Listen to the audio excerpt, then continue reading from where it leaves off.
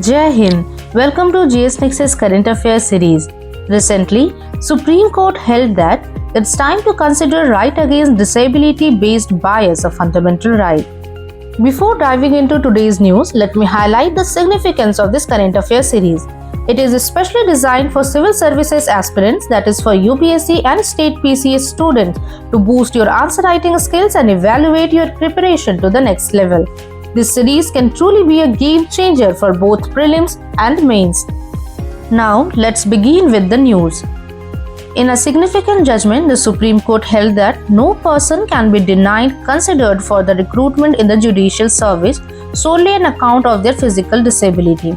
The court held that the person with disability must not face any discrimination in their pursuit of judicial service recruitments. The court ruled that irrespective of the extent of their disability, must be provided the same benefits in the competitive exams, including the provision of scribes and compensatory time. Now, let's understand the difference between persons with disabilities and persons with benchmark disabilities. While both PWD, that is persons with disabilities, and PWBD, that is persons with benchmark disabilities, refer to individuals with disabilities, the key distinctions lies in the percentage of disability required to be considered a PWBD, which is 40% or more as defined by the Rights of Persons with Disabilities Act 2016. Let's consider an example.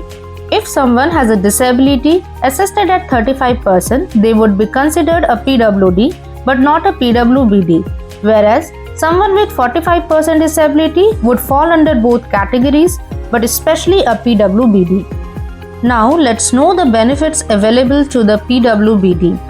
PWBD specially refers to individuals who have disability of 40% or more as certified by the certifying authority.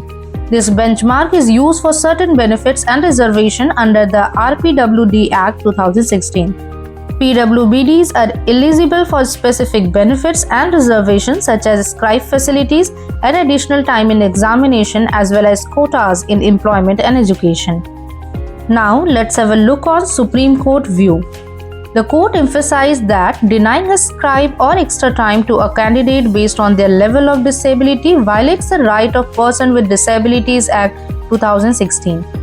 The top court rejected the artificial bifurcation between PWD and PWBD, stating that all benefits available to the PWBD candidates must be extended to PWD candidates.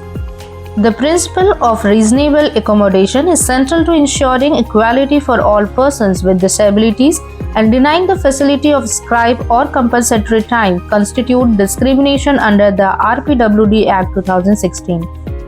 The court also rejected the argument that private recruitment bodies and institutions are not bound by the RPWD Act, holding that fundamental rights under Article 19 and 21 of the Constitution can be enforced against private entities as well.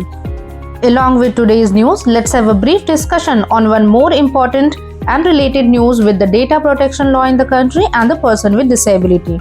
Let's first know the news. India's new Digital Personal Data Protection Act 2003 intends to protect persons with disabilities by bringing in the consent of lawful guardian wherever applicable.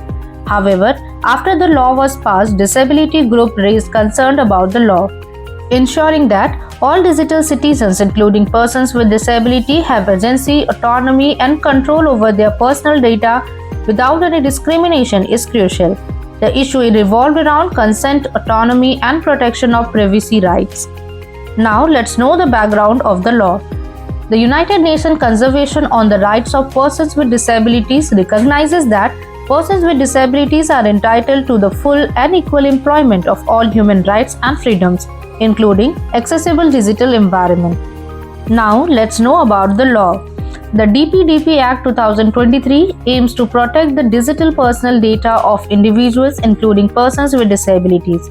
Section 9, Clause 1 of the Act mandates that before processing any personal data of a child or a person with disability who have a lawful guardian, the data fiduciary must obtain verifiable consent from the parent of such child and lawful guardian.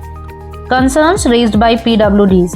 Some PWDs and disability rights activists have raised concern that this provision determines the autonomy and decision-making capacity of adult PWDs by requiring guardian consent for processing their personal data.